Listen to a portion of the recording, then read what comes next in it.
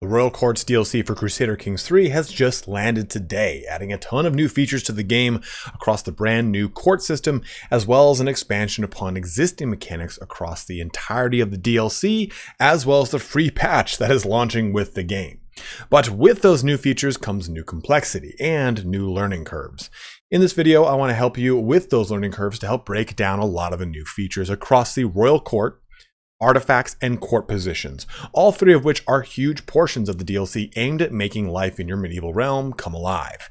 I provided chapters in the timeline and description that you can use to jump ahead to any part that helps the most, but we'll be going over the Royal Court, discussing grandeur, how it increases, language, court types, amenities, as well as holding court, artifacts, how you can commission them, what they do for you, and how to get more. Then we'll discuss the court positions, breaking down the new positions across common, royal, and special, discussing aptitude, and some other finer notes of the new position system. In another video, we'll go through the new culture system, but we'll briefly talk about things like ethos or language here today because they leverage into the court system.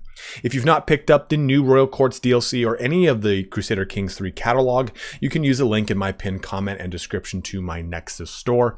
Nexus gets you a Steam key directly from the developer, and I also get a cut of the sale, which significantly helps keep the channel alive. Lastly, if you are struggling with any mechanic in Crusader Kings 3, you can find all of my guides linked in the upper right, as well as at the end of the video and pinned comment. Let's get started here though on our Royal Court, Artifacts, and Court Positions guide for Crusader Kings 3. So to start us off, we're going to look at the Royal Court first, that mechanic in and of itself. And we're going to be doing the majority of this as Poland. Now, I might warp around to different locations to show off certain things, but for the most part, we'll be using Poland for almost the entirety of this video. And to bring up our UI, go over here, we see the Royal Court symbol. So it's important to note that the Royal Court is only accessible if you are a king or an emperor, or in addition to, also being a feudal or a clan government. Tribal governments, tribal kings don't have access to this. So only those you'll only have access to this in a feudal government. So if you start in 867, you might not get the chance to really jump into this for some time. So here you have your court itself. You have everything kind of looking around, looking nice and cool. This will change according to your culture. Your culture has different aesthetics, and that will then change how your court looks. You can jump into photo mode to look at certain portions of it, stuff like that. And these characters will populate as you assign them, right? Like this guy's just a knight here, but if you have a bodyguard or other certain court positions, they'll populate in this court here. And since this is the very beginning portion of the game, you can see it's not too crazy looking right now. Let's go ahead and click Court Grandeur, as this is going to be a very huge part of the Royal Court menu. In fact, you'll probably spend the majority of your time in this portion. And we're going to break this down. So you can see the grandeur portion is pretty self-explanatory in the sense that you've got a pretty linear line going forward all the way to 100 here.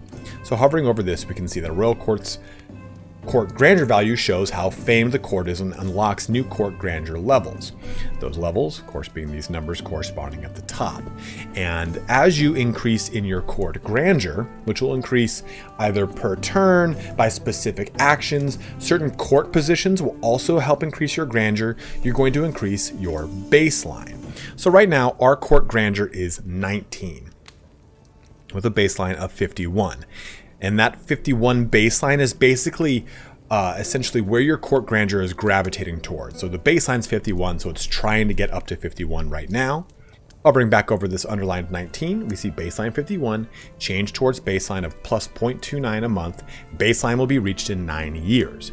This court is one level above its expected court grandeur level, causing the following effects: prestige increase of 0.5 a month, and courtier and guest opinion plus 11. So every level above your expected, you will get more and more bonuses. And you're probably wondering, well, what the hell is my expected court grandeur? See this little guy right here?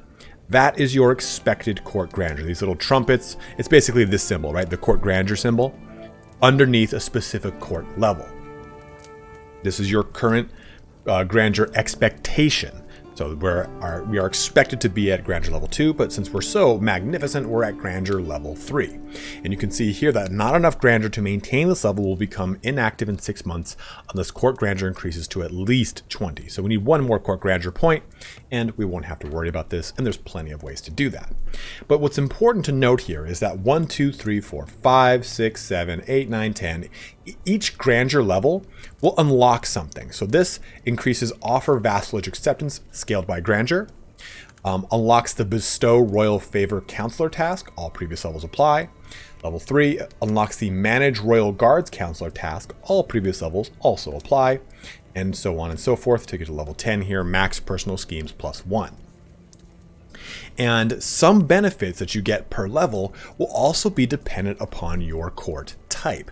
So court type is going to be broken into, what is that? That's 5 different court types.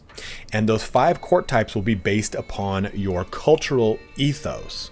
So let's click diplomatic court, because that's what our current court type is. And the other court types, though, just so that you know, are warlike, which is obviously warlike, administrative, which is going to give you bonuses to construction time and whatnot, intrigue, which is going to help obviously towards doing a lot of intrigue, and then scholarly court, which is going to be very based on learning. So by clicking this button, though, we can see the 2 types that we have access to as a courtly ethos. So if you're bellicose, egalitarian, bureaucratic, whatever ethos your culture has is again going to dictate which 2 of the 5 courts you can take access to or have access to. And with those courts, you get benefits at levels 1, 4, 7, and 10 per your grandeur level, on top of course, the existing benefits that you get. So for diplomatic, you get increased offer vassalage acceptance scaled by grandeur, tyranny gain, councilor opinion, and then max personal scheme increasing by 1. But every single court also has an adjoining trait that will also increase over time. So this is diplomatic court tier, court type trait. As you can see right there, after serving 5 years in a royal court, a courtier receives a trait reflecting the court type of that court. The quality of this trait is decided by how long the character has served as a courtier in the court. So longer time increases this level, giving them more bonuses. But looking at scholarly court, you can see that our 1, 4, 7, and 10 abilities or bonuses have changed. Inspired characters will arrive at court more frequently. Remember, inspired characters are the individuals who are likely to help create items for you. You get courtier and guest opinion +15, monthly lifestyle experience +10%, learning per level of fame +10 or +1. This is your fame, of course. And then courtiers and guest learning is +1 with their trait, which also gives them learning +1. I find scholarly to be quite good. So I'm actually just going to press this button, change court type, and now our court type is scholarly. So as long as you've got the money, the fame to do so, or the prestige to do so, you can change your court type. Now you also have court language. Language is the official language of a royal court, spoken by the nobility and used by the bureaucracy. The court grandeur baseline is increased for each realm county that shares the language, for each royal court which speaks the same language, and if it is the ruler's native language. So our native language is High German. Well, actually, it's Lethic, but we also have High German. So if I click this button, I can see that the court grandeur bonus gained if you have High German as your court language is 6.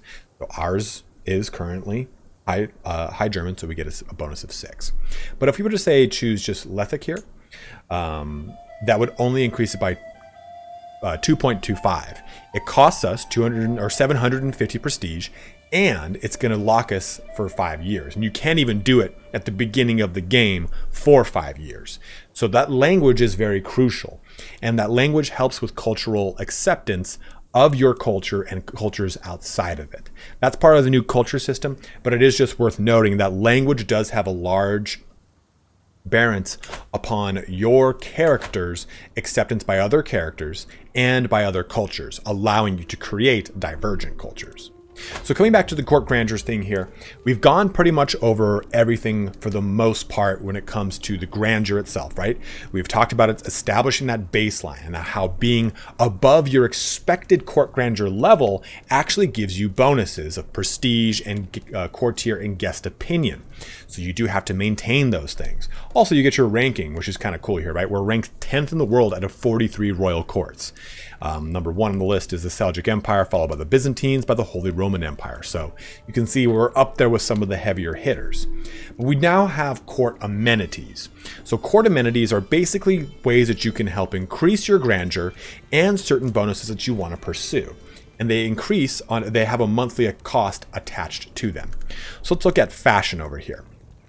So right now we have decent fashion, which gives us monthly prestige and court grandeur bonus, but it also helps out by increasing the prestige of our courtiers and guests. Let's look at the top end.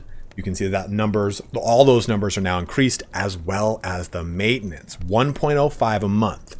Every single node on every single one of these amenities will match as far as maintenance goes, and they will have a scaling increase, right? This is going to be no cost, then 0.26, 0.52, 0.79, and 1.05. That went from 2% to 8%, 4 court grandeur to 16 grandeur, and I think it was 0.2 month to 1.6 a month for prestige for courtiers and guests.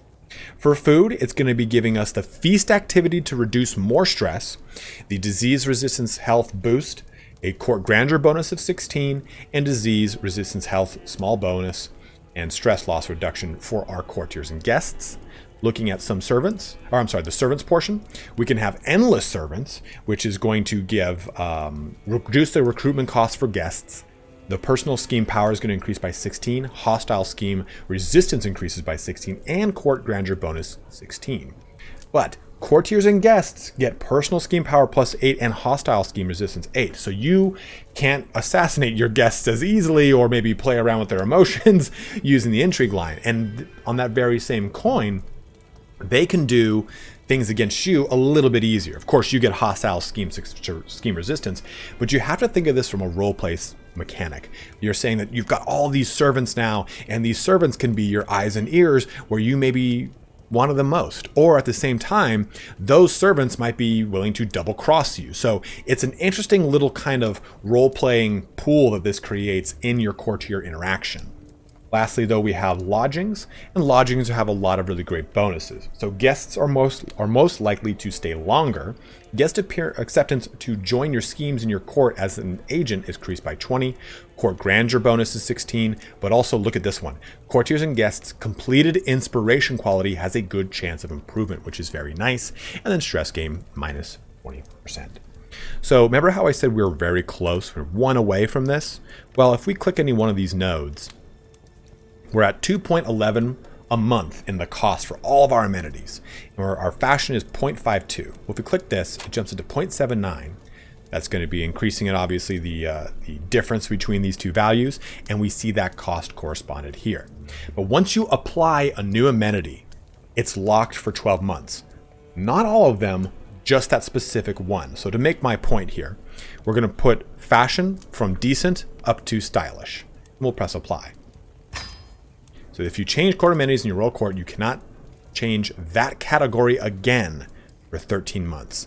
Just press change. So again, we now have stylish fashion, but we can, as we see fit, do whatever we want with food. I've already done this with servants and lodgings, unfortunately, so we can't change that.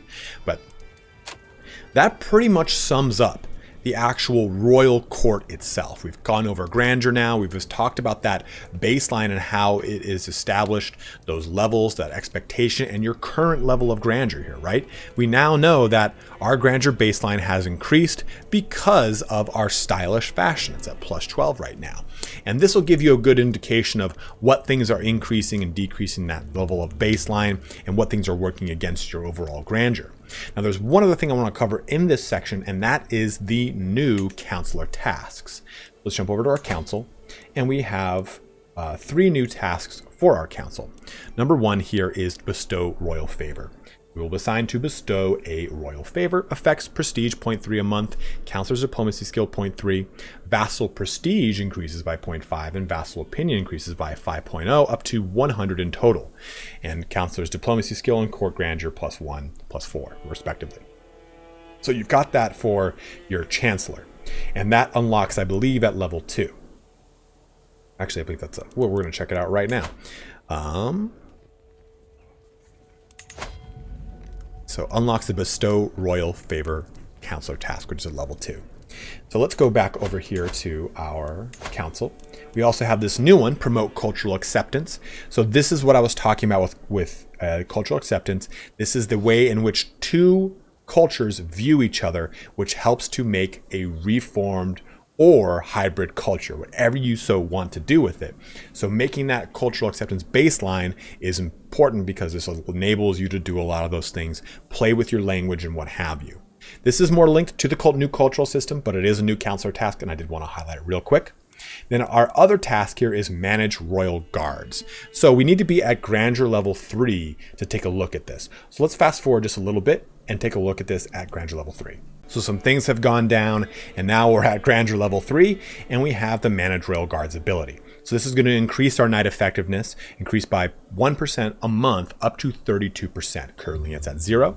Enemy hostile scheme success chance decreases by 0.8% a month up to -32%. Possible side effects though, knight improved and hostile scheme disrupted. So some really great things right there.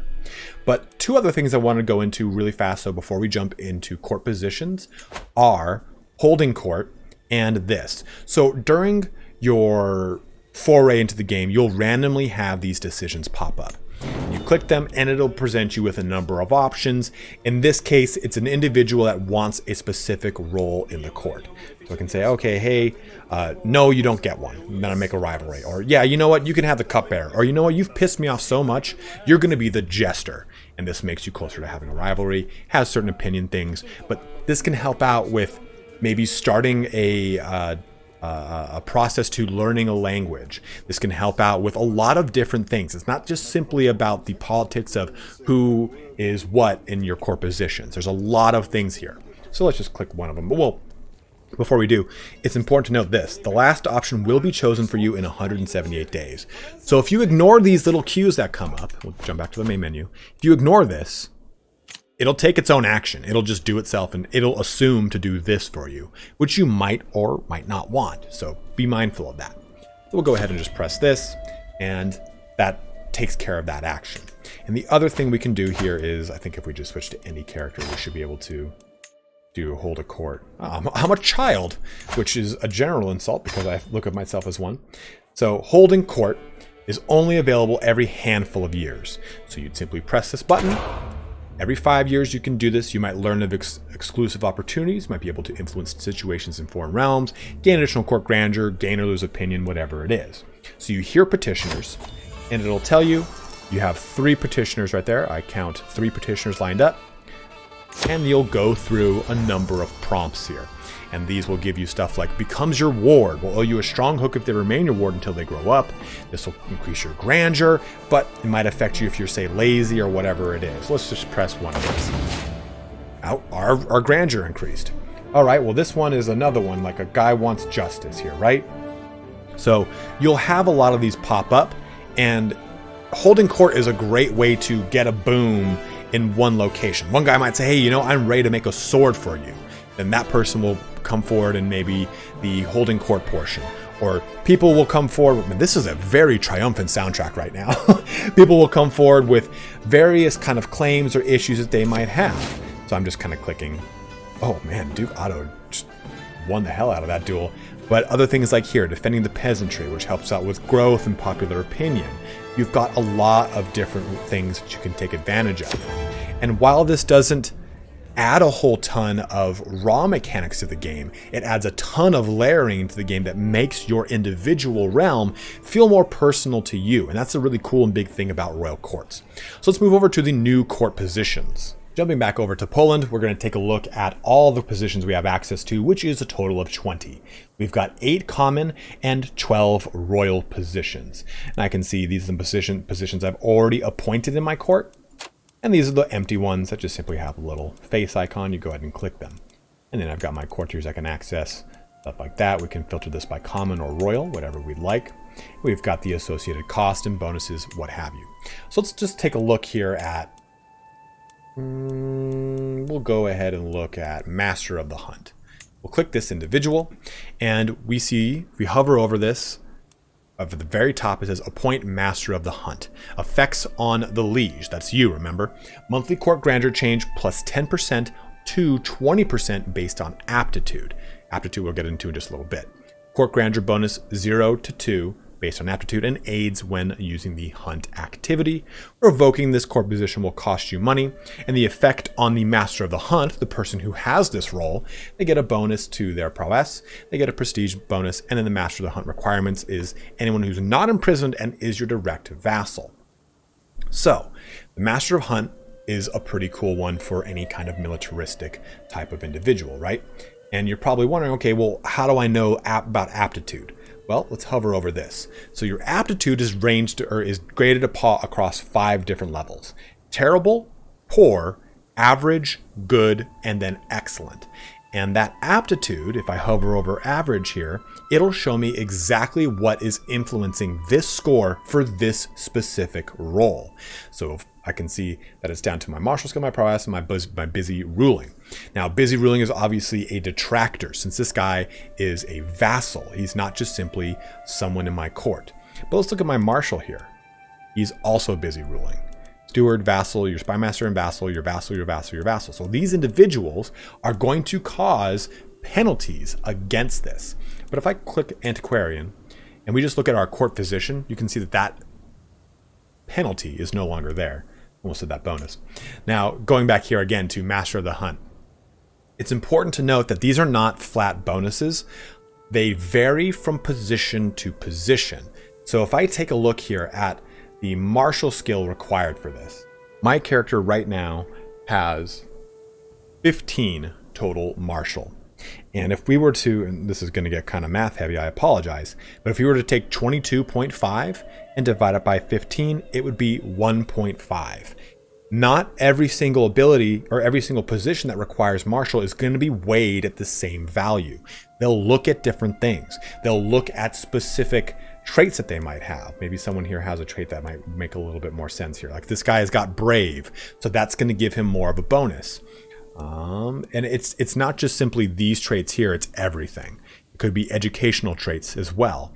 So depending upon what your characters are in your courtiers are in your court, they might be better suited to one role over another, even if they have high military. Like maybe someone is just a better Master of the Hunt than, say, someone else. So you have to really look at this aptitude and then assign it as you see fit, because every single court position also now has a monthly salary attached to it. So,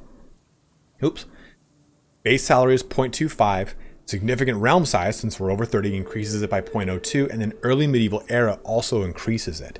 So you do just have to make sure you're looking at these things, because your court amenities and all your court positions are going to stack up very fast. So looking at our monthly income here and monthly expenses, we can see expenses to court positions is minus 1.8 and our court amenities is minus 2.4. So be mindful of these things. When you boot the game up, you're not going to be assigning or appointing court positions immediately. In fact, to be totally honest with you, the best way to go about this is by clicking these and look for anyone that's good or higher.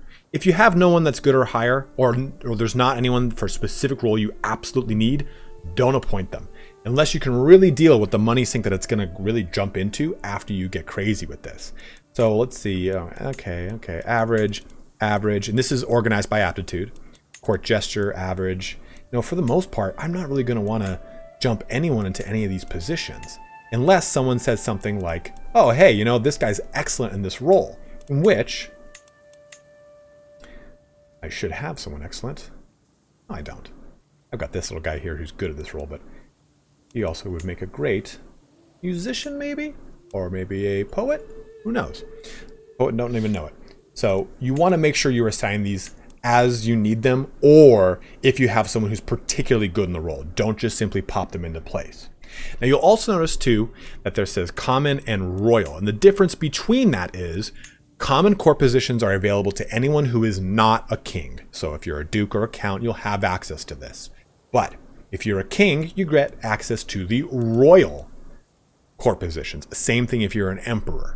But there are also special appointments that you might get depending upon your culture. So let's take a look at the Byzantines. We'll go to their court and we'll look at special. So they get a chief eunuch. So some cultures might have access to different things, and you just want to make sure you're taking advantage of that. And like I was saying here, here's an aptitude for excellent, just to kind of show off and take a look at what that gives you here. I mean, it's such a huge bonus for excellent because I'm getting 8% knight effectiveness and 20% quarterly monthly court grandeur gain, that putting someone excellent in usually offsets the massive drain on your income that they would incur, right? Like minus 1.25 is quite a bit. That's usually like a really nice, well stocked up man-at-arms. So using that ability to kind of help push grandeur, or maybe specifically knight effectiveness, or you know what, I really want a lot of really good items to come out. Well, maybe we want to really focus on artificiers here, or it's in common. We got to take a look at where is it in common. The antiquarian, right? So we got a decent enough antiquarian, but this will enable me to commission an artifact. So we can have an artifact made for us. Press this button. We'll press a point. We go to decisions, and see, it enables you to reforge or repair artifacts, which we'll go into in just a little bit. Go to decision and commission artifact. Hire a local artisan who will now come to the inspired royal court and make us an artifact. It'll cost us money versus the standard 50 it would cost if we were just to discover them on our own. So these are your new court positions that you'll get access to. And it is worth noting too that if you have someone who's particularly good at multiple things, like let's see if that guy's available here. We can appoint him to both court physician and antiquarian. You can do however many appointments you so wish. They do seem to randomly leave those appointments though. So I think that they will have a preference for one over the other despite what you choose them for. I've noticed that I've assigned someone who is excellent to 3 different roles, and he just happened to leave one of them randomly. So I don't know if there's a specific thing about that, but again, it does seem that the NPC will have a predilection on whether or not they want to maintain that position within your court. So let's jump now into artifacts. Now the artifact system is brand new to the Royal Courts DLC, and it has a lot of different things going for it. You have the ability to have these individual artifacts be worn or be put into your actual royal court. You can have your antiquarian, which we don't currently have. In fact, I'll sign one really quick just for the sake of this video. And we can have that antiquarian reforge or even repair your existing artifacts. They can commission artifacts. There's a lot of different ways to approach this. So let's take a look at a lot of things right now. The first one that you'll probably notice as you're going about your conquests of the realm is inspirations. So an inspired person can be sponsored. Now these inspirations will not always be individuals that are making you a weapon or armor. It is entirely random. Pretty much once you've reached 50 gold in your bank and you've had it for a little bit, you'll get an inspiration. So you click this. Hector has the book inspiration. He wants to write about intrigue. So we'll click this and it says that Hector has the book inspiration. He wants to write about intrigue, like I said, and it says that he is your guest and his skill is merely decent. So hovering over this, it'll tell me the potential artifact's quality, and the cost of the sponsorship will vary based on his skills. And hovering over book inspiration, well, it wants me to there we go. There it is. A character who has a book inspiration is inspired to write and produce a book artifact. This topics covered can vary wildly, and as can quality, but will result in a tome fit for royalty. So these inspirations are gonna. I'm waiting for this to lock in. They're going to vary from, that's just being a jerk right now. They're going to vary from individual to individual and project to project, right? So this guy wants to write a book. Let's take a look at his ability. He has damn near no learning. In fact, he's got 0. And that is going to determine his actual ability to write this. If it was a weapon or an armor, it would be based off their martial. It's prowess for a weapon and martial for armor. So these things do also have bearings on this. But we're going to just press this button. We're going to press sponsor and let him kind of do his thing. sponsor his artifact, and it'll say right here, book inspirations are based on learning.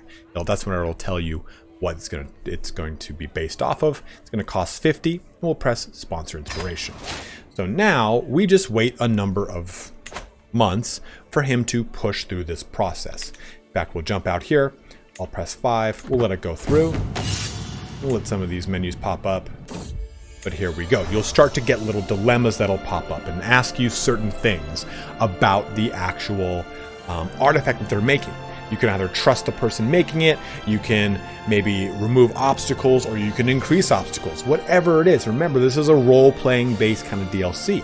But let's say, hey, let's go ahead and you choose whatever you want. And this will be likely of a higher quality. The artifact will be of a higher quality.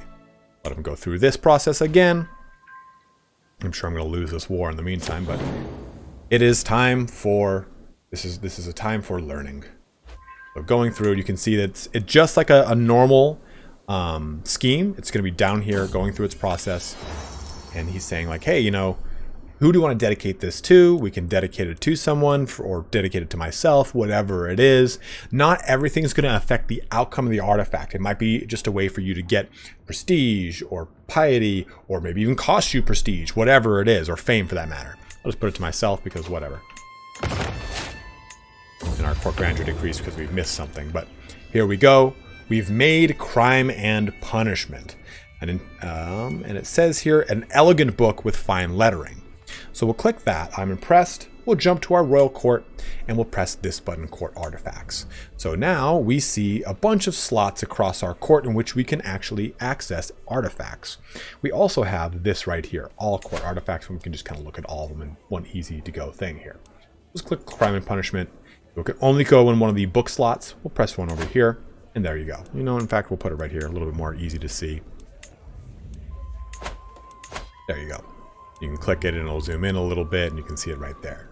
So hovering over this, you see that it grants prestige and monthly intrigue lifestyle experience plus 10%. So some of these artifacts can make it more up your alley to focus on a specific style of, well, specific lifestyle, not a specific style of life. And these bonuses are going to stack, of course, with different artifacts that you get. And you have the ability to reforge and repair them, whatever the case is. You've got different things like their claimants and their history, like who's held it.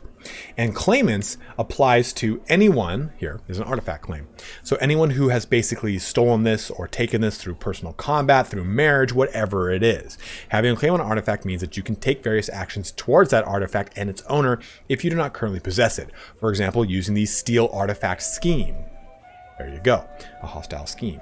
There are personal artifact claims for character and house artifact claims for houses. Artifact claims are simpler than those of title claims. They either exist or they don't.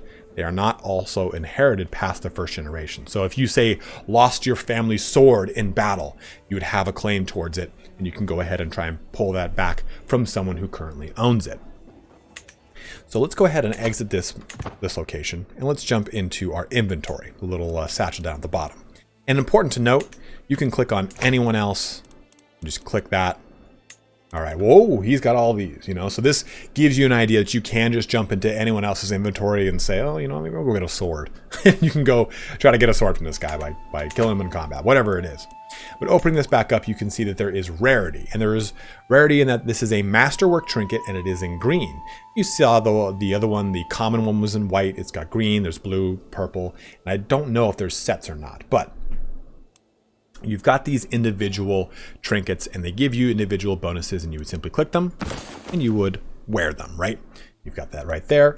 You can also press this button to either reforge or repair it. So I can repair it for 25 gold or press this, and this reforge King Boleslav's brooch into a pedestal item. So we'll click that and we'll see that it does. You'll pay 2 ducats to reforge this. It'll become a pedestal item that you then put into your actual royal court, and it'll provide these bonuses. Short reign duration minus 4%, dynasty opinion plus 2, and then prestige plus 0.18.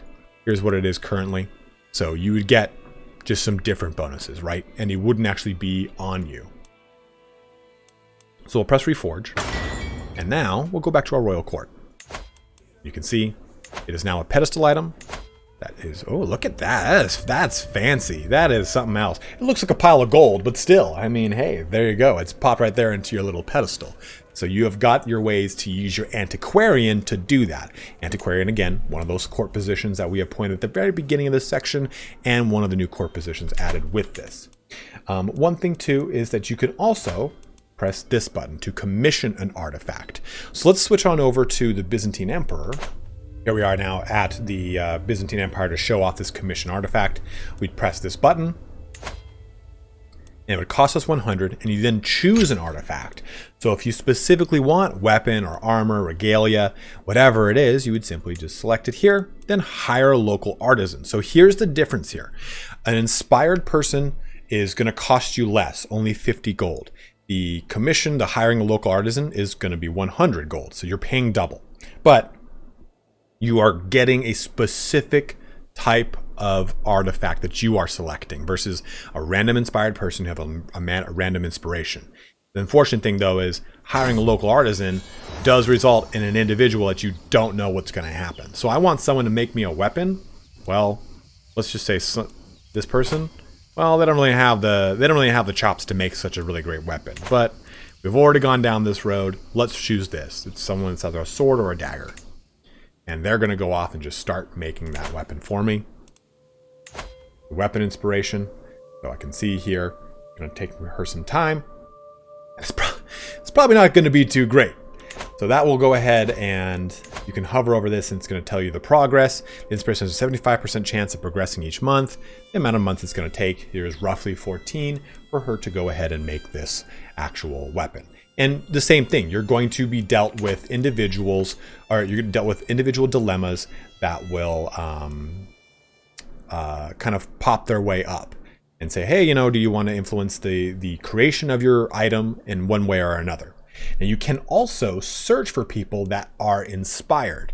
These are individuals that are either currently inspired or they've been inspired before. So that you can see that you can look around for them and try and pull them into your court and allowing you to try and make it so that since they're in your court, they're feeling inspired again, they might try to make a specific item for you. So you can try to push your way through the character finder. In fact, let's remove top realm. Inspiration has.